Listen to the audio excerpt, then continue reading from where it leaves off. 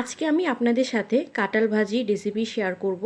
আর অনেকেই বলে থাকে কাঁঠাল নাকি গরিবের গরুর মাংস।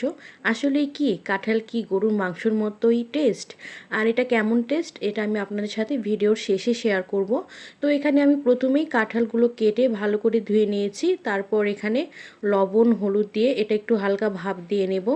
এই তো আমার ভাপ দেওয়া হয়ে গেছে। এখন এটি আমি একটু ঝুড়ির মধ্যে ঢেলে নেব। তো এটা ঢেলে নিচ্ছি। ঢেলে নেওয়ার পর এটা পানি ঝরানোর জন্য একপাশে রেখে দেব।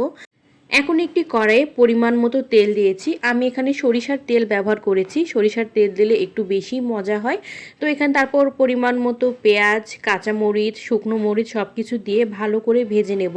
তো একটু ভেজে নেওয়ার পরে এখানে আমি লবণ, হলুদ, একটু পানি দিয়ে দিলাম যাতে মশলাটা পুড়ে না যায়। তারপর এখানে শুকনো মরিচের গুঁড়া অ্যাড করলাম।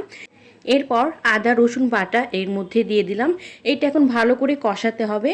তো এই তো এখন এটা আমি ভালো করে কষিয়ে নেব। এখানে আমি গরম মশলাও ব্যবহার করেছি, যেটা ভিডিওর মধ্যে নেওয়া হয়নি, মানে স্কিপ হয়ে গেছে।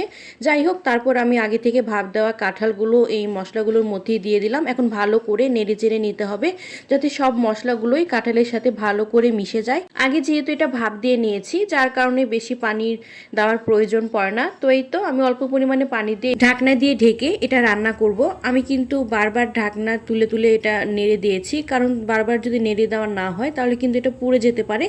যার কারণে আমি একটু পরপরই এটা নেড়ে চেড়ে দিচ্ছিলাম। তো যাই হোক, এভাবে নাড়তে নাড়তে একটা সময় দেখা যাবে এটার কালারটা একটু চেঞ্জ হয়ে এসেছে। তখনই কিন্তু বুঝতে হবে যে হ্যাঁ, কাঁঠাল ভাজিটা হয়ে গেছে। তো এই তো এটা কিন্তু ছিল কাঁঠাল ভাজির ফাইনাল লুক। আর কাঁঠাল ভাজি খেতে আমার কাছে অনেক মজা লাগে। আর অনেকে যে বলে থাকে এটা নাকি গরুর মাংসর মতো খেতে, কিন্তু আমার কাছে গরুর মাংসর মতো লাগে না। গরুর মাংসর একরকম মজা আর এটার একরকম মজা, মানে দুইটার টেস্ট একদমই আলাদা। তো যাই হোক, আমার রেসিপিটা কেমন লেগেছে সবাই কমেন্ট করে বলে যাবেন। আর আমার পেজের লাইক ফলো দিয়ে আমার পাশে থাকবেন। আল্লাহ হাফেজ।